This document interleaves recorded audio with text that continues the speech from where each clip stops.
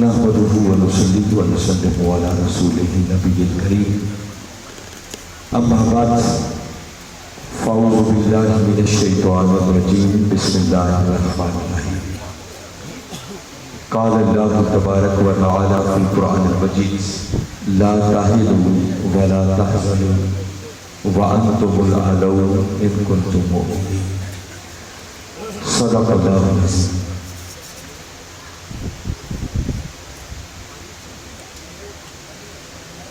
قابل صد احترام جناب محترم محمد عمران صاحب، ناظم تحریک منہاج القرآن گجرانوالہ،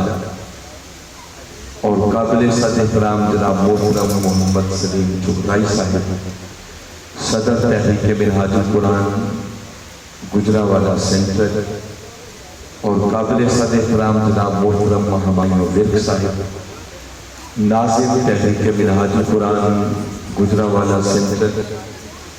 اور اسی طرح اسٹیج پر جلوہ افروز دیگر فورم سے تشریف لائے ہوئے جملہ قائدین، اور آج کے اس ورکرز کنونشن میں موجود جملہ فورم سے نمائندگی کرتے ہوئے جملہ قائدین، ذمہ داران، عہدیداران، رفقاء اور آہدی کے ساتھ بڑے تھوڑے وقت کے اندر آپ کے اس گجرانوالہ کو 3 حصوں میں تقسیم کر کے باقاعدہ تینوں ضلعوں کے اندر الگ الگ باڈیز مکمل کر دی، اور الحمدللہ ابھی کاموں کی اور سینٹرل گجرانوالہ جو ہے ان کے پی پی حلقہ جات میں بھی یہاں تھوڑا بہت وہ فرق آیا، کچھ لوگ اوپر کی ذمہ داریوں پر آئے، وہ بھی خلافت کر کے الحمدللہ یہ اپنی باڈیز مکمل کر دی۔ اس پر میں بارے دیگر پورے گجرانوالہ کی جو ہماری مرکزی باڈی ہے اس ٹیم کو جتنی مبارکباد پیش کروں میں سمجھتا ہوں کم ہے۔ اللہ تعالیٰ اس کاوش پر ان ساتھیوں کو بھی اجر عظیم عطا فرمائے۔ ہمارا یہ ڈسٹرکٹ جس میں آج ہم ورکر کنونشن میں بیٹھے ہوئے ہیں، ہمارے اس ڈسٹرکٹ کے جو اب صدر بنے ہیں گجرانوالہ سینٹرل کے، وہ محترم محمد طاہر سلیم چغتائی صاحب ہیں۔ آپ کی جانی پہچانی اسٹیج پر جلوہ افروز ہیں۔ ان کے ساتھ ملک محمد فاروق صاحب ہمارے سینئر نائب صدر ہیں، محترم ڈاکٹر افضل احمد غزالی صاحب وہ ہمارے نائب صدر ہیں، پرویز ہمایوں ورک صاحب ہمارے ناظم ہیں، محترم محمد جاوید ڈار صاحب وہ ناظم مالیات ہیں، علامہ محمد عثمان صاحب ناظم تربیت و دعوت و تربیت ہے، سید ابرار حسین شاہ صاحب وہ ناظم ممبرشپ ہے، محترم محمد عبداللہ مغل صاحب وہ ناظم ویلفیئر ہیں، محترم اصغر علی ناگرہ صاحب یہ ناظم منعقات درود و فکر ہیں، اور محترم حکیم رفعت اشفاق صاحب ناظم سوشل میڈیا ہیں، محترم راشد میر صاحب ناظم اطلاعات و نشریات ہیں، اور محترم سرفراز حسین نیازی صاحب یہ کوارڈینیٹر ہیں ویمن لیگ۔ یہ 12 رکنی شاندار ٹیم سینٹرل گجرانوالہ کی بننے پر میں ان تمام ساتھیوں کو مبارکباد پیش کرتا ہوں، اور دعا کروں کہ باری تعالیٰ ہم سب کو احسن طریقے سے اپنی اپنی ذمہ داریوں سے عہدہ برا ہونے کی توفیق عطا فرمائے۔ اس مبارکبادی کے ساتھ ایک تیسری مبارکبادی آپ کی یہ بھی ہے، ابھی جو مجھے رپورٹ دی گئی ہے میرا خیال ہے یہ بھی حتمی نہیں ہے، اس میں بہت ساری اضافے کی گنجائش ہے۔ تو جو ابھی تک میرے سامنے رپورٹ ہے الحمدللہ سیلاب سے متاثرہ افراد کی مدد کے لیے آپ کے پورے گجرانوالہ سے کوئی اس وقت تک 30 لاکھ روپے کا تو کیش ہے جو باقاعدہ مرکز کے اکاؤنٹ میں جمع کروایا گیا۔ بہت خوب، زندہ باد۔ اور ابھی ایگزیکٹ کی معلومات نہیں ہے، میں نے کوشش کی ہے لینے کی، چونکہ رپورٹ میں بھی یہی لکھا ہوا ہے کہ اس کی ڈیٹیل بعد میں آ جائے گی۔ پھر اس کے علاوہ بہت سارا سامان جو ٹرکوں کی شکل میں سیلاب سے متاثرہ بھائیوں کی مدد کے لیے بھیجا، اور جو ٹرکوں کی شکل میں اب تک سامان جا چکا ہے، اور اس کے علاوہ جس کی ڈیٹیل ابھی یہاں موجود نہیں ہے۔ ایک محتاط اندازہ ہے، ابھی ہمایوں ورک صاحب سے میں بات کر رہا تھا، اور پھر بہت سارے ٹرک جو ہم نے بھجوائے ہیں ان کے اندر کتنی مالیت کا سامان ہوتا ہے وہ اگر اندازہ لگایا جائے تو شاید یہ ساری اماؤنٹ آپ کی ملا کر اس وقت 1 کروڑ کے فگر کو کراس کر دے۔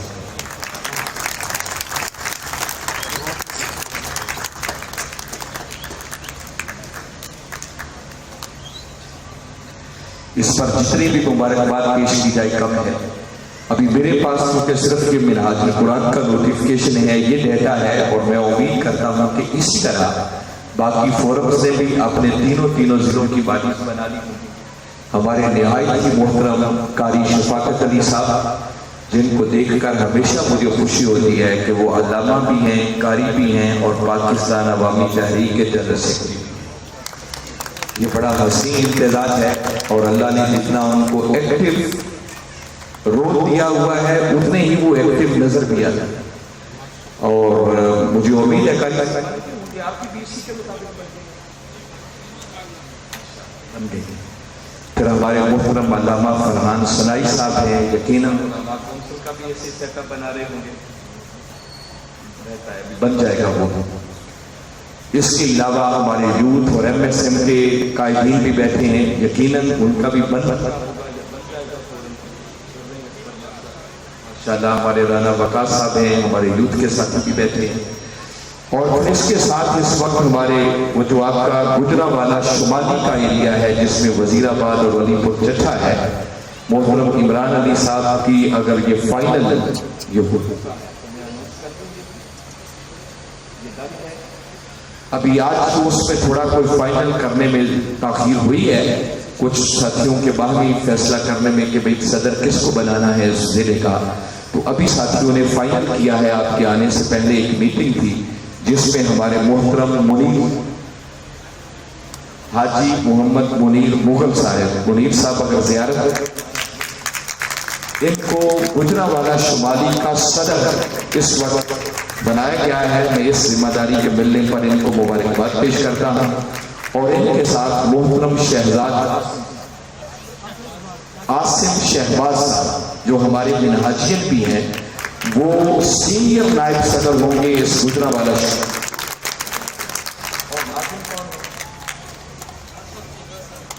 اور محترم آصف چیمہ صاحب وہ اس گجرانوالہ شمالی کے ناظم ہیں۔ میں ان جملہ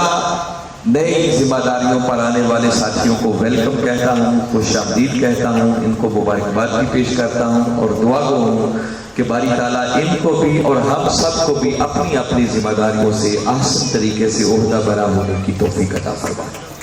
یقیناً ویمن لیگ تو آلریڈی مردوں سے بہت زیادہ تیز ہے، جیسے باجی نے ابھی کارکردگی بتائی ہے، اس پردے میں ان کو صمیم قلب سے مبارکباد پیش کرتا ہوں، اور اسی طرح یقیناً انہوں نے بھی 3 حصوں میں گجرانوالہ کو ڈیوائیڈ کر دیا ہوگا الحمدللہ۔ یہ جو ہم نے پورے اس گجرانوالہ کو 3 حصوں میں تقسیم کیا ہے، میں بہت شارٹلی اس پر بات کرنا چاہ رہا ہوں کیونکہ اور بڑی اہم باتیں آپ سے کرنی ہیں۔ مقصد یہ تھا کہ 14 پی پی حلقہ جات گجرانوالہ کے ہیں، اور جب ڈسٹرکٹ کی ایک ٹیم ہوتی ہے تو صدر اور ناظم کے لیے 14 پی پی حلقہ جات کے ساتھ کوارڈینیٹ کرنا، ان کا فالو اپ کرنا، ان کے وزٹس کرنا، یہ کسی طور پر بھی ممکن نہیں ہے۔ نظام چل تو رہا تھا، مگر ایک گزارے کے مطابق ہمارے محترم عمران صاحب نے، ہمارے ڈاکٹر منیر احمد ہاشمی صاحب نے، ان کی ٹیم نے محنت کرنے میں کوئی کمی نہیں چھوڑی، حد کر دیا۔ جتنا اپریشیٹ کیا جائے گا، ہمارے سینٹرل پنجاب کو کیا پاکستان میں اس لیول کی قیادت کو خال ضلع ہوں گے جہاں اس لیول کے ہمارے سینئر اور میچور ساتھی لوگوں کو میسر ہے۔ تو جیسے حضور شیخ الاسلام کا ایک ویژن ہے کہ پاکستان کے جتنے زیادہ اور چھوٹے چھوٹے صوبے ہوں گے اتنا نظام اچھا چلے گا، اس میں کوئی شک نہیں۔ یہ ساری کوارڈینیشن کا ہی نتیجہ ہے کہ اتنی جلدی یہ سارا کام ہو گیا ہے۔ یہ سارا کریڈٹ ہماری پوری گجرانوالہ کی جو باڈی ہے اس کو جاتا ہے۔ تو چھوٹا بنایا اس لیے ہے کہ اب 4 پی پی حلقہ، اور سینٹرل میں آپ کے 5 پی پی حلقہ جات بن جائیں گے، ان پر ایک پوری الگ ڈسٹرکٹ کی باڈی ہوگی، تو 4-5 حلقوں کو دیکھنا شاید زیادہ مشکل نہیں ہوگا۔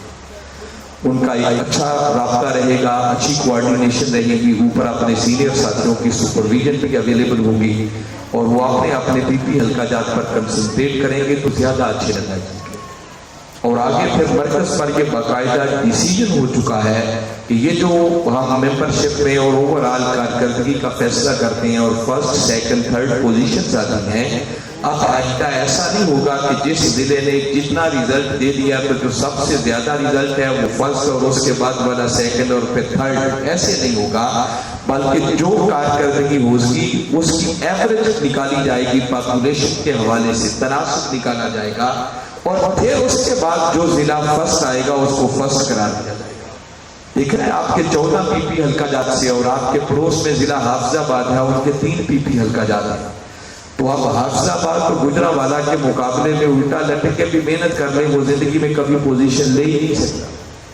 تو یہ ایک اچھا سسٹم نہیں چل رہا تھا۔ تو اس کو پھر ہم نے محنت کر کے اس کیس کو لڑا اور چیز کروایا ہے کہ اس ایوریج نکلنی چاہیے، اور ہم نے پھر گجرانوالہ کو بھی 3 حصوں میں تقسیم کر دیا تاکہ اس تقسیم کی یہ جو ایوریج اور تناسب نکال کر ریزلٹ اناؤنس ہوگا تو گجرانوالہ کی کارکردگی پر فرق نہ پڑے۔ اب 3 حصے بچ جائیں گے، پہلے 14 پی پی حلقہ جات تھے نا، تو مثلا دیکھیں آپ کے 10 حلقے بڑا آئیڈیل کام کریں، ان کی 100% کارکردگی ہو، اور 4 پی پی حلقے یوز کرتے ہیں، کام نہ کریں، تو ان 4 پی پی حلقہ جات کی وجہ سے آپ کے پورے ضلع کی کارکردگی ڈیمیج ہو جائے گی، خراب ہو جائے گی، کیونکہ جب ایوریج نکالیں گے تو آپ پیچھے چلے جائیں گے، بہت پیچھے چلے جائیں گے۔ تو اب جب یہ چھوٹے چھوٹے ضلع بن گئے تو ہر ضلع اپنی کارکردگی کا ذمہ دار ہے۔ اگر سینٹرل گجرانوالہ کے یہ 5 پی پی حلقہ جات دن رات ایک کر کے محنت کرتے ہیں، تو اب باقی جو دور دراز کے حلقہ جات ہیں اگر وہ کام نہیں بھی کریں گے تو ان کی اس کارکردگی کا اثر ان کی کارکردگی پر نہیں پڑے،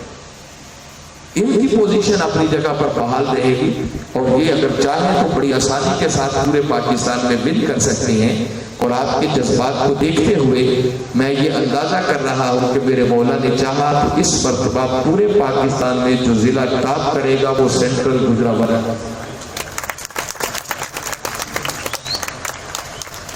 دیکھیں نا، اتنے بڑے لوگ اور اتنی بڑی تعداد میں آپ کے ساتھی اکٹھے ہوئے ہیں، اگر اتنے کسی ضلع کے اندر ایکٹیو ہو کر لوگ کام کرنا شروع کر دیں تو انقلاب لانا کوئی مشکل کام نہیں۔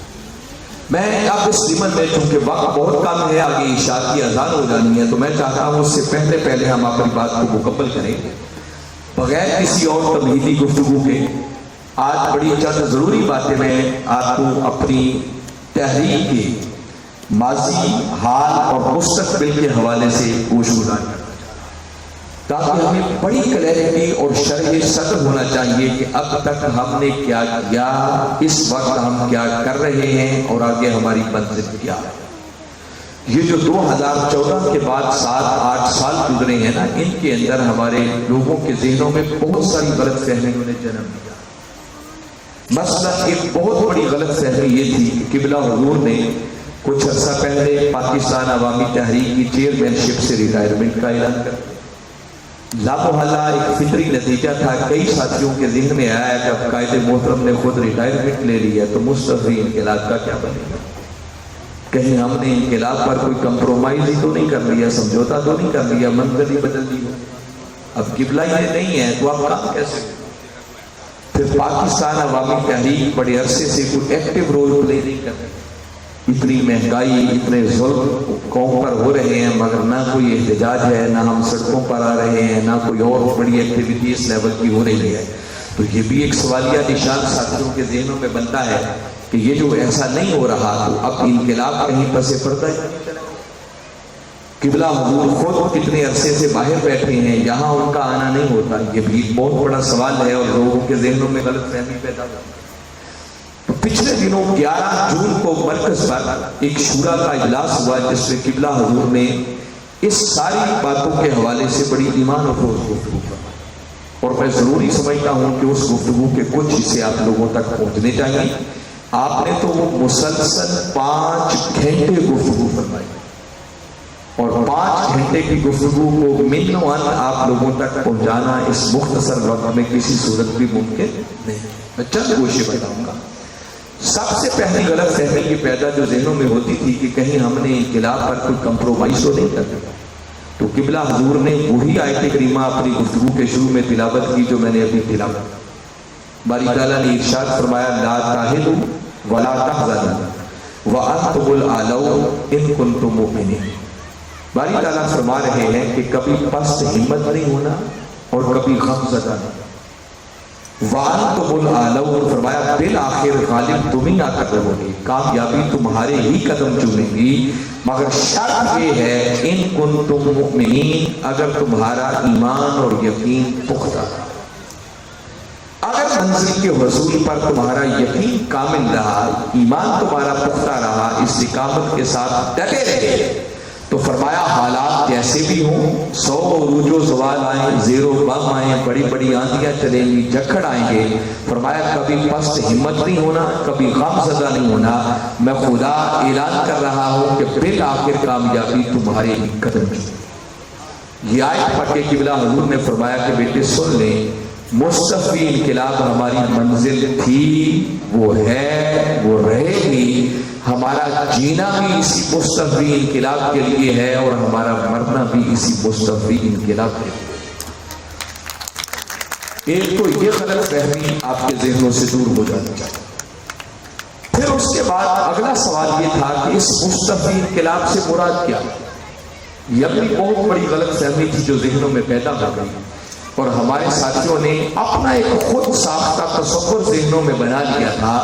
کہ اس دن مصطفی انقلاب آ جائے گا، یہ خواب شرمندہ تعبیر ہو جائے گا جس دن ہم نے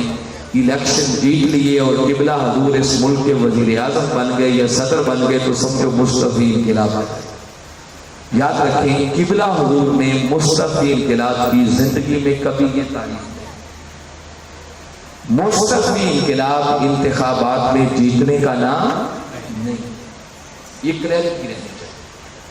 تو پھر ذہن میں سوال پیدا ہوتا ہے کہ اگر انتخاب میں جیتنے کا نام مصطفی انقلاب نہیں ہے تو پھر انقلاب کس شے کا نام؟ اس پر میں قبلہ حضور کی ایک بڑی پرانی گفتگو کا ایک اقتباس آپ کے گوش گزار کرنا چاہ رہا ہوں۔ یہ غالباً 1986 کی بات ہے۔ قبلہ نے بہت سارے جلسوں میں یہ بات، آپ نے اپنی گفتگو کے بالکل ابتدا میں یہ بات فرمائی کہ یہ اللہ اور اس کے رسول صلی اللہ علیہ وسلم کا کرم ہے کہ انہوں نے مجھے دین کی نوکری کے لیے منتخب کیا اور دنیا کے طول و عرض اور کونے کونے میں جا کر مجھے اس دین کا پیغام پہنچانے کا موقع ملا، اور فرمایا کہ کبھی ایسا نہیں ہوا کہ دنیا کے کسی کونے میں کسی شخص نے مجھ سے کوئی سوال کیا ہو اور میں نے موقع پر ہی اس سوال کا جواب نہ دیا۔ فرمایا ادھر سوال ہوا، اللہ اور اس کے رسول کا کرم ہوا اور میں نے جواب دیا، مگر فرمایا کہ زندگی میں ایک سوال مجھ سے ایسا بھی ہوا ہے کہ جس کا جواب میں آج تک نہیں دے سکا، اور وہ سوال یہ تھا کہ آپ نے فرمایا کہ یورپ کا کوئی ملک تھا، تو وہاں جب میں نے لیکچر دیا تو میرے لیکچر کے بعد ایک غیر مسلم شخص کھڑا ہوا اور کھڑا ہو کر کہنے لگا کہ ڈاکٹر صاحب جس اسلام کا آپ نے اتنا خوبصورت تعارف کروایا ہے، اس وقت کم و بیش 56 کے لگ بھگ اسلامی ممالک ہیں، تو کیا آپ روئے زمین پر کوئی ایسا خطہ بھی زمین کا دکھا سکتے ہیں کہ جہاں یہ اسلام 100% اپنی حقیقی روح کے ساتھ نافذ؟ فرمایا یہ ایسا سوال تھا کہ جس کا جواب میرے پاس نہیں تھا، کہ 56 کے لگ بھگ اسلامی ممالک تو ہیں مگر اسلام ہر جگہ پردیسی ہے، کوئی اسلام کو جگہ دینے کے لیے تیار نہیں ہے۔ تو فرمایا میں نے اس دن سے اپنی زندگی کا مشن بنا لیا کہ میری زندگی کا مقصد یہ ہے کہ ایک خطہ روئے زمین پر ایسا بھی ہونا چاہیے جہاں یہ اسلام 100% حقیقی روح کے ساتھ نافذ ہو، اور ہم دنیا کو دکھا سکیں کہ جب اسلام نافذ ہوتا ہے تو پھر مصطفی معاشرہ کیسا ہوا، اس مصطفی معاشرے کا قیام در حقیقت مصطفی انقلاب۔ اس مقصد کے لیے منہاج قرآن کی بنیاد تو پہلے ہی رکھی جا سکتی تھی اور کام ہو رہا تھا، مگر آپ بہت جلد اس نتیجے پر پہنچے کہ خالی وعظوں سے، تقریروں سے، تبلیغوں سے معاشرے کے اندر کوئی خاطر خواہ تبدیلی پیدا نہیں کی جا سکتی۔ اس سے مصطفی معاشرے کا کیا عمل میں نہیں کر سکتی۔ میں اس کی ریزن بتاتا ہوں کہ تقریریں نتیجہ کیوں پیدا نہیں کر سکتی۔ دیکھیے رشوت لینا حرام ہے۔ مولانا صاحب ممبر رسول پر بیٹھ کر قرآن و حدیث کی دلائل سے مزین تقریر کریں کہ رشوت لینا بھی حرام، رشوت دینا بھی حرام، بات ان کی درست ہوگی، مگر دیانتداری سے سوچیں کہ وہ پولیس مین جو لاہور میں رہنے والا، کرائے کا مکان، بجلی کا بل، بچوں کی فیسیں، زندگی کی دیگر ضروریات، جس بیچارے کی اپنی تنخواہ میں رہتے ہوئے زندگی کی بنیادی ضروریات بھی پوری نہ ہو رہی ہو، اس بیچارے پر مولانا کی تقریر کیا اثر ہے؟ وہ بیچارہ رشوت لینے پر مجبور ہے۔ وہ شریف آدمی جس کا جائز کام بھی رشوت دیے بغیر نہیں ہوتا، اس پر مولانا کی تقریر کیا اثر ہے؟ وہ بیچارہ رشوت دینے کے لیے مجبور ہے۔ تو خالی تقریروں سے کبھی حالات نہیں بدلتے، مستفی معاشرے مرض وجود میں نہیں آتے، بلکہ تقریریں بھی نتیجہ تب پیدا کرتی ہیں جب پہلے لوگوں کی بنیادی ضروریات ان کی تحریض پر پوری ہو رہی ہو، ہر کسی کو سستا انصاف مل رہا ہو، ہر کسی کو اس کا جائز حق مل رہا ہو، تو تب جا کر آپ تبلیغ کریں، تقریر کریں تو آپ کی تقریر کوئی نتیجہ بھی پیدا کر سکے۔ اور آپ اس نتیجے پر پہنچے کہ جب تک یہ مسئلہ حل نہیں ہوگا تب تک تقریریں نتیجہ خیز نہیں ہیں، اور یہ مسئلہ حل تب ہو سکتا ہے جب اس ملک اور قوم کو پہلے ایک اچھی اور باکردار قیادت میسر آئے۔ اس مقصد کے لیے پھر آپ نے 1989 میں پاکستان عوامی تحریک کے قیام کا اعلان کیا۔ بہت سارے لوگوں کے ذہنوں میں آج تک یہ سوال گھومتا پھرتا ہے کہ حضور شیخ الاسلام نے سیاست میں آ کر اچھا تھا، اتنا وقت گزر جانے کے باوجود بھی کئی بڑی محبت کرنے والے ساتھی ہیں جن کی زبانوں سے یہ جملہ میں آج بھی کلیئرٹی نہیں کہ اگر حضور شیخ الاسلام سیاست میں نہ آتے تو معلوم نہیں کیا ہوگا۔ یہ سوال کا جواب بھی مل جائے گا۔ پاکستان عوامی تحریک کی شکل میں سیاسی جماعت اس لیے بنائی تھی کہ آپ کبھی 80s کے دور کو بھی آپ تصور میں لائیں تو اس دور میں بھی قائد محترم کے ہاتھ چومنے والوں کی کوئی کمی، عقیدت مندوں کی کوئی کمی نہیں تھی۔ اس دور کے جلسے اٹھا کر دیکھیں آپ، کسی جنگل میں بھی قبلہ حضور کے نام پر اگر کوئی جلسہ رکھتے تھے تو دنیا کہاں سے آ جاتی تھی، یہ اللہ اور اس کا رسول ہی بہتر جانتا ہے۔ تو جب اتنے چاہنے والے ہوں، اتنے عقیدت مند ہوں، تو یہ اس قوم کو اور ملک کو اچھی اور باکردار قیادت فراہم کرنے کا ایک جمہوری راستہ تھا۔ اگر اس راستے کو ایکسپیرینس نہ کیا جاتا، اس کو نہ آزمایا جاتا اور اس سے قبل کوئی بڑا اسٹیپ ہم لیتے تو زندگی بھر دل میں خلش رہ جاتی کہ اتنے چاہنے والے تھے، اتنے ہاتھ چومنے والے تھے، اتنے عقیدت مند تھے، ممکن ہے اس جمہوری راستے کو آزمایا ہوتا، لوگ ہماری آواز پر لبیک کہتے اور بڑی آسانی کے ساتھ ہم ملک اور قوم کو ایک اچھی قیادت فراہم کرنے میں کامیاب ہو جاتے۔ اس مقصد کے لیے یہ سیاسی جماعت بنائی، مگر اسی وقت آپ نے یہ اعلان فرمایا تھا کہ ہم سیاسی جماعت کو بنا رہے ہیں مگر اس سیاست کو پیشہ نہیں بنا، ہم 1 یا 2 مرتبہ الیکشن میں حصہ لیں گے، اگر منزل ملی تو فبیہا، ادروائز اللہ تعالیٰ ہمیں منزل تک پہنچنے کے لیے کئی اور راستے عطا کر دے گا۔ شاید یہ جملے جو میں کہہ رہا ہوں اور قبلہ حضور نے موچی دروازہ کی سرزمین فرمائے تھے، آپ میں سے کئی لوگ جشن دید گواہ ہوں گے جنہوں نے اپنے کام یاد آ رہے ہیں یہ جملے، اور اس اعلان کے مطابق اب تک اگر ہم اپنا انالیسس کریں تو ہم نے باقاعدہ طور پر 2 مرتبہ ہی الیکشن میں حصہ لیا، اور 2 مرتبہ الیکشن میں حصہ لینے کے بعد ہماری قیادت بڑے شرح صدر کے ساتھ اس نتیجے پر پہنچ چکی ہے کہ اگر اس ملک کا سسٹم یہی رہے، قوم کے شعور کا عالم یہی رہے تو 2، 4، 5، 10 الیکشن تو کیا آپ قیامت تک بھی الیکشن لڑتے رہیں تو ان حالات کے اندر اس ملک اور قوم کو اچھی اور باکردار قیادت میسر آنے کے دور دور تک بھی کوئی امکانات نہیں۔ کیا خیال ہے، یہ بات درست ہے؟ یہ نتیجہ ٹھیک نکالا ہے حضور شیخ الاسلام نے؟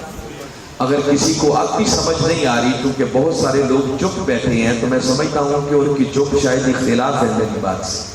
تو میں اس کو تھوڑا سا واضح کرتا ہوں۔ آپ غور کریں، اس ملک اور قوم کا اس وقت حال یہ ہو چکا ہے، صرف ابھی مہینہ 1.5 مہینہ پہلے آپ کے 20 حلقوں میں ضمنی الیکشن ہوئے، اسی کی منظر کو ذرا سامنے رکھیں۔ قوم کے شعور کے مردہ ہونے کا یہ عالم ہے کہ اس قوم کو اب بھیڑ بکریوں کے ریوڑوں کی طرح خریدا جاتا ہے، چھوٹے سے لے کر بڑے تک، اللہ ماشاءاللہ جن پر کرم ہے وہ ہیں، مگر اکثر بیشتر قوم کا حال یہ ہو چکا ہے، اب 99% بھی کہیں تو کوئی مبالغہ نہیں ہوگا کہ چھوٹے سے لے کر بڑے تک ہر شخص ہر وقت بکنے کے لیے تیار ہے، اور وہ انتظار میں ہے کہ میری بولی کب لگے، میری قیمت کب لگے۔ کوئی ہزاروں میں بکتا ہے، کوئی لاکھوں میں بکتا ہے، کوئی کروڑوں میں بکتا ہے، اور کوئی اربوں میں بکتا ہے۔ آپ کے پڑوس میں گجرات میں ہمارے 2 بزرگ 7-8 گھنٹے تک بیٹھے تھے، تو وہ کو خرید و فروخت ہی ہو رہی، معلوم نہیں ہے بکنے والا کتنے میں بکا، خریدنے والوں نے کتنے میں خریدا، اور ڈیل کروانے والے نے اپنا حصہ اس میں سے کتنا دیا۔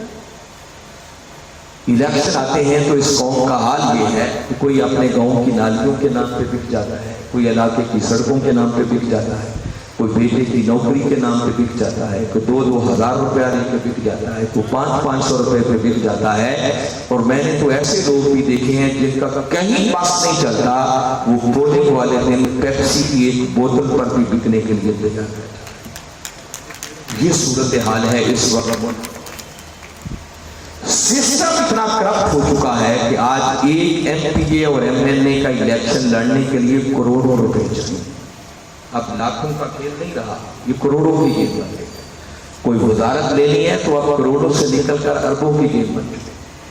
اور کتنے سادہ ہیں ہم لوگ، اور سمجھتے ہیں کہ وہ جو کروڑوں روپے لگا کر آ رہا ہے، کل جیت کر وہ ملک اور قوم کی خدمت کرے گا۔ اس کا دماغ خراب تو نہیں ہے کہ ملک اور قوم کی خدمت بھی کرنی ہے، اور اس سے پہلے کروڑوں اور اربوں روپیہ بھی اس نے لگانا۔ اب تو یہ سیاست ایک بزنس بن گیا ہے، آج کروڑوں لگاؤ اور پھر موقع ملا تو اربوں اور کھربوں کماؤ۔ یہ ہے اس ملک کا کرپٹ سسٹم۔ اور اس کے بعد میں مزید اگر آپ تک یہ بات پہنچانا چاہوں تو یاد رکھیں، اس ملک کے اندر انتخابات کے نام پر ایک ڈرامہ ہوتا ہے، ایک فلم چلتی ہے جس کا حقیقت سے دور دور تک بھی کوئی تعلق اور واسطہ نہیں ہوتا، اور فقط اس قوم کو بیوقوف بنایا جاتا ہے۔ جیسے ایک فلم انڈسٹری ہوتی ہے نا، فلم انڈسٹری کے کچھ مالکان ہوتے ہیں، انہوں نے جب کوئی فلم ریلیز کرنی ہو تو پہلے سٹوری لکھواتے ہیں، سکرپٹ تیار ہوتا ہے، پھر اس کے مطابق وہ کچھ لوگ ہائر کرتے ہیں، کچھ کردار ہائر کرتے ہیں، ابھی آپ نے یہ رول پلے کرنا ہے، آپ نے یہ رول پلے کرنا ہے، آپ نے یہ رول پلے کرنا ہے، پھر انہوں نے کسی کو اس فلم کا ہیرو بھی بنانا ہوتا ہے۔ اسی طرح ہمارے ملک میں ہوتا ہے، الیکشن بھی ایک انڈسٹری ہے، اس انڈسٹری کے کچھ مالکان جو اس ڈرامے اور فلم کے لیے کچھ لوگوں کو، کچھ کرداروں کو خریدتے ہیں، آپ نے یہ رول پلے کرنا، پھر کسی کو انہوں نے ہیرو بنانا ہوتا ہے، اور اس کو پھر صلاح الدین ایوبی بنا کر قوم کے سامنے پیش کرتے ہیں۔ اس پر کوئی انڈسٹری کے مالکان پھر انویسٹمنٹ کرتے ہیں، پیسہ لگاتے ہیں، تاکہ قوم کو لگے کہ اس سے بڑھ کر قوم کا مسیح اور ہیرو کوئی نہیں۔ پھر جب اس کو کامیاب کروا کے وزیر اعظم کی مسند پر بٹھاتے ہیں نا، تو وہ جو بیٹھ رہا ہوتا ہے اس کو یہ شعور ہوتا ہے، ادراک ہوتا ہے کہ میں آیا نہیں ہوں بلکہ لایا گیا،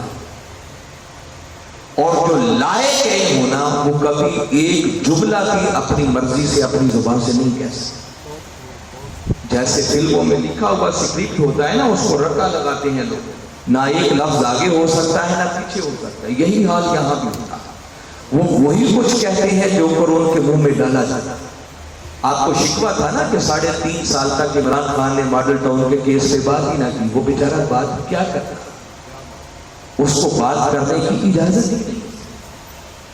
وہ آیا نہیں تھا، وہ بھی لایا گیا۔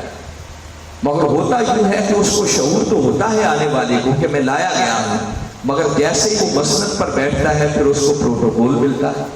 آگے پیچھے گاڑیاں بھاگتی ہیں، پیسوں کی ریل پیل ہوتی ہے، لوگ سیلیوٹ کرتے ہیں، کہیں کہیں اس کا تھوڑا بہت آرڈر بھی چلتا ہے، کسی کو نوکری دلوا دی، کسی کا تبادلہ کروا دیا، کوئی اور کسی ڈیل میں کمیشن لے لیا، کوئی اور چھوٹے موٹے کام کروا دیا۔ تو کچھ عرصے تک تو اسے احساس ہوتا ہے کہ میں حقیقی صلاح الدین ایوبی نہیں، میں تو ایک رول پلے کر رہا ہوں۔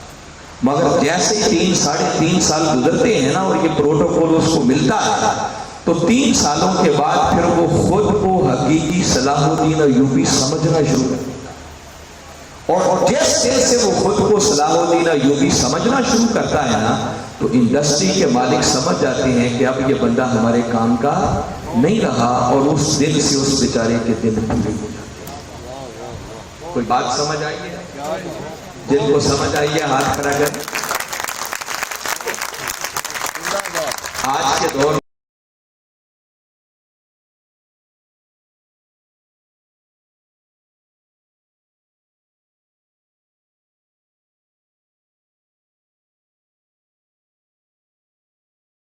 کرنا چاہیے۔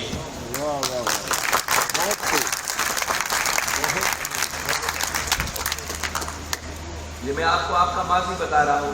غلط فہمی ہے تو کوئی نکل جائے کہ ہم نے کیا کیا کیا، آپ کو معلوم ہونا چاہیے۔ ہمارے بہت سارے ایسے لوگ ہیں جب بھی کوئی نئی حکومت بنتی ہے تو ان کے اندر بڑی اچھل کود، ہم کہاں رہ گئے، وہ ہم سے آگے نکل گئے، فلاں وزیر اعظم بن گیا، فلاں اقتدار لے گیا، یہ ہو گیا وہ ہو گیا، ہم نے غلط کیا، ہمیں آنا چاہیے تھا، قائد محترم کو آ جائے، دوبارہ ہمیں اپنے ایکٹیویٹیز کو تیز کرنا چاہیے، الیکشن میں حصہ ہوتا ہے نا ایسا، ایک اچھل کود اندر شروع ہو جاتا ہے۔ میں آپ سے پوچھتا ہوں، مجھے دیانتداری سے بتائیں، اللہ نے ہر شخص کو سمجھ دی ہے، ابھی بہت جلد جنرل الیکشن آنے والے،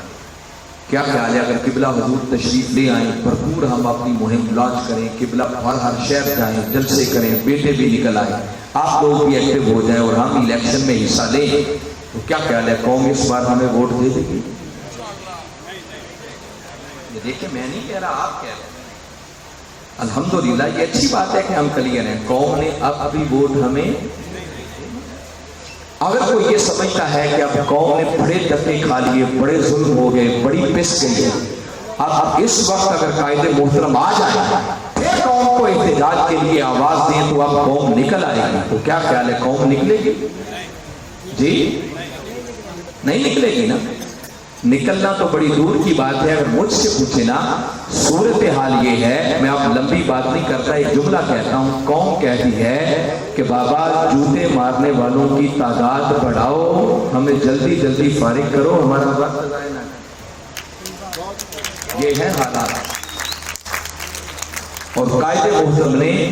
یہ انالیسس کر کے فرمایا کہ بیٹے آپ میرے کارکن، آپ میرا اثاثہ، آپ کی جان، آپ کا مال، آپ کی ایک ایک سانس بھی میرے پاس امانت ہے۔ فرمایا میں آپ کے جذبات سے کھیل نہیں سکتا، آپ کو مس یوز نہیں کر سکتا، ورنہ آپ کبھی غور کریں، اس ملک کے اندر ایسے لوگوں کی کمی نہیں ہے کہ حیثیت 2 ٹکے کی بھی نہیں ہے، مگر قوم کے جذبات سے لوگ ہیں۔ کوئی تحفظ ناموس رسالت پر قوم کے جذبات سے کھیلتا ہے، کوئی ختم نبوت کے نام پر قوم کے جذبات سے کھولتا ہے، کوئی کسی ایشو پر قوم کے جذبات سے کھیلتا ہے۔ اگر خدا نہ کرے ہمارا قائد بھی انہی میں سے کوئی ہوتا تو یاد رکھیں آپ کے قائد کو اللہ نے صلاحیتیں وہ دے رکھی ہیں کہ اگر وہ چاہتے نا تو اس ملک میں آگ لگانا ان کے لیے 2 منٹ کا کھیل۔ کیا خیال ہے، کر سکتے تھے یا نہیں کر سکتے؟ اللہ نے ان کو بڑی صلاحیتیں دی، مگر یہ اللہ اور اس کے رسول صلی اللہ علیہ وسلم کا کرم ہے کہ اللہ نے ہمیں بڑی عظیم قیادت اور بڑی شخصیت عطا کی۔ فرمایا بیٹے اللہ نے مجھے عقل دی ہے، یہ قبلہ کے جملے فرمایا سنا رہا ہوں، مجھے شعور آتا ہے، سمجھ آتا ہے۔ بھائی اگر بیٹھ جائیں تھوڑی دیر، کوئی ایسی کربلا تو ہے نہیں، آپ بیٹھیں اور ان بچوں کو بھی تھوڑا سا کنٹرول میں رکھیں تاکہ یکسوئی رہے اور بات توجہ سے لوگ سنیں جس مقصد کے لیے جمع ہو۔ آپ بھی بیٹھ جائیں، آپ بیٹھیں اور آپ بھی سنیں توجہ سے میں کیا کہہ رہا ہوں۔ تو میں آپ سے کر رہا تھا حاضرین مکرم کہ قبلہ حضور نے فرمایا کہ اللہ نے مجھے سمجھ دی ہے، شعور دیا ہے، عقل دی ہے، تو اس کو استعمال پہ لا کر زمینی حقائق کو دیکھنا چاہیے، گراؤنڈ ریالٹیز کو سامنے رکھ کر پھر فیصلہ کرنا چاہیے کہ ان حالات کے اندر اب ہمارا رول کیا بنتا ہے، ہمیں کیا کردار ہے۔ حالات کی جتنی بھی اس وقت سنگینی ہے وہ تو میں نے آپ کے سامنے رکھ دیا، مگر یاد رکھیں انقلابی لیڈر ایسے حالات سے بھی کبھی مایوس نہیں ہوا۔ اگر یہ انقلابی لیڈر ہی مایوس ہو جائے تو پھر قوم بیچاری کا کیا ہوگا؟ جب قوموں کی شعور مردہ ہو جائے نا تو اس مردہ شعور کو پھر سے زندہ کرنا یہ کوئی آسان کام، یہ بڑے جان جوکوں کا کام۔ اللہ اس مقصد کے لیے پیغمبروں کو بھیجتا رہا ہے، یہ پیغمبرانہ اور اگر قرآن کی روشنی میں آپ سے بات کرنا چاہوں تو میں اعلیٰ وجہ بصیرت ایک طالب علم ہونے کے ناطے بات کر رہا ہوں کہ اللہ نے بڑے بڑے اولو العزم پیغمبر کو، میں صرف ایک پیغمبر کی مثال دیتا ہوں، حضرت موسیٰ علیہ السلام کو باری تعالیٰ نے بھیجا تھا قوم بنی اسرائیل کی طرف، اور مقصد آنے کا یہ تھا جو باری تعالیٰ نے قرآن میں بیان کیا، فرمایا اذهب الی فرعون انہ طغی، موسیٰ فرعون بڑا سرکش اور باغی ہو گیا، جا اس کے سامنے جا کر ذرا کلمہ حق بلند کر اور قوم بنی اسرائیل کو اس کی غلامی سے آزاد کروا، اس قوم کے شعور کو بیدار۔ اب موسیٰ علیہ السلام تشریف لائے، اب یہ تو ہم سوچ بھی نہیں سکتے کہ اللہ نے ان کو جو ذمہ داری دی تھی ان کی ادائیگی میں انہوں نے کوئی غفلت کی ہوگی، کوئی سستی کی ہوگی۔ پھر یہ وہ لوگ تھے جو ہماری طرح خالی سمجھاتے نہیں تھے، تقریریں نہیں کرتے تھے، بلکہ ضرورت پڑنے پر معجزات بھی دکھا دیا کرتے تھے۔ معلوم نہیں موسیٰ علیہ السلام نے کتنی محنت کی، اور قوم کا عالم یہ تھا، شعور اتنا مردہ ہو چکا تھا۔ یہ قرآن بتاتا ہے کہ بنی اسرائیل کے گھر جو بیٹا پیدا ہوتا وہ بدبخت فرعون اسے ذبح کروا دیتا، یذبحون ابناءکم ویستحیون نساءکم، ان کے بیٹوں کو ذبح کروا دیتا، بچوں کو زندہ رکھتا۔ تو آپ سوچ سکتے ہیں کہ اگر یہ ظلم کرنے سے بھی وہ باز نہیں آتا تھا تو اس سے ہٹ کر وہ اور کیا کیا کچھ کرتا ہوگا، مگر قوم اس کے سامنے زبان کھولنے کے لیے تیار تھی۔ اور موسیٰ علیہ السلام نے معلوم نہیں کتنا زور لگایا ہوگا، کتنی محنت کی ہوگی، مگر قرآن یہ بتاتا ہے کہ موسیٰ علیہ السلام اس قوم بنی اسرائیل کو فرعون کے سامنے کھڑا نہیں کر سکتے۔ موسیٰ علیہ السلام کی محنت صرف اتنا رنگ لائی، جب دیکھا کہ قوم زبان کھولنے کے لیے بھی تیار نہیں ہے تو آپ نے فرمایا چلو ٹکر نہیں لے سکتے، زبان نہیں کھول سکتے، تو راتوں رات ہجرت کر کے اس کا ملک چھوڑ ہی جاؤ، اس ظلم سے تو نجات ملے، قوم کس پر مانے۔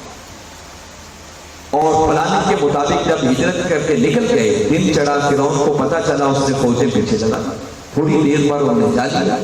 اب سچویشن ایسی بن گئی کہ آگے دریا تھا، پیچھے فرعون کا لشکر تھا۔ قوم نے صورتحال دیکھی، پھر موسیٰ علیہ السلام پر برس پڑے کہ موسیٰ مروا دیا، اب نہ آگے کے رہے نہ پیچھے کے رہے۔ اور اللہ نے اس مشکل مرحلے میں پھر اپنے پیغمبر کے ہاتھ پر معجزہ دکھایا، آپ نے دریا پر عصا مارا، خشکی کا راستہ بنا، قوم ساری پار گزر گئی، اور قوم نے اپنی آنکھوں سے دیکھا کہ فرعون اپنے لشکر سمیت غرق ہو۔ اب اس سے بڑا کرم اس قوم پر کیا ہو سکتا ہے؟ اب سنیں، جب قوموں کی شعور مردہ ہو جائیں تو ہوتا کیا؟ جب فرعون غرق ہو گیا، قوم با حفاظت پار اتر گئی، اب باری تعالیٰ نے موسیٰ علیہ السلام کی طرف ایک وحی بھیجی کہ موسیٰ اپنی قوم کو جا کر بتا دو کہ دشمن غرق ہو گیا، برے دن ختم ہو گئے، اب انہیں بتاؤ کہ بزدل نہ بنے، آگے ایک بستی آ گئی ہے، یہ اس بستی پر حملہ کر دے، اور میری طرف سے جا کر خوشخبری سنا دو کہ فتح بھی میں نے ان کے مقدر میں لکھ دی ہے۔ یہ میں پرانی باتیں آپ کو سنا رہا ہوں۔ وہ پیغمبر جن کا ابھی تازہ تازہ معجزہ دیکھا، جب انہوں نے یہ پیغام اللہ کا دیا تو قوم سن کے صاف کہنے لگی کہ موسیٰ تم اور تمہارا رب جا کے لڑو، ہم یہاں بیٹھے ہیں، فتح مل جائے تو آ کے ہمیں بھی بتا دیں۔ اس بات سے جو میں نتیجہ اخذ کر کے آپ کو کہنا چاہ رہا ہوں، موسیٰ علیہ السلام اولو العزم پیغمبر ہے، اگر قیادت پیغمبر کی بھی ہو اور قوم مسلم بن جائے، قوم اپنا کردار ادا نہ کرے، تو اولو العزم پیغمبر کی قیادت ہونے کے باوجود بھی وہ فتح کی منزل جو ان کے دروازوں پر دستک دے رہی تھی، اللہ نے 40 سال تک کے لیے وہ منزل ان سے دور کر دی، اور انہی صحراؤں کے اور حضور شیخ الاسلام نے سارا انالیسس کرنے کے بعد فرمایا کہ بیٹے، بجائے اس کے کہ اس شب ظلمت کا بیٹھ کر ہم شکوائی کرتے رہے ہیں، اس سے کہیں بہتر ہے کہ ہم اپنے حصے کی شمع روشن کرتے چلے جائیں۔ میں نے بتایا کہ انقلاب کی لیڈر موجود نہیں، اور آپ نے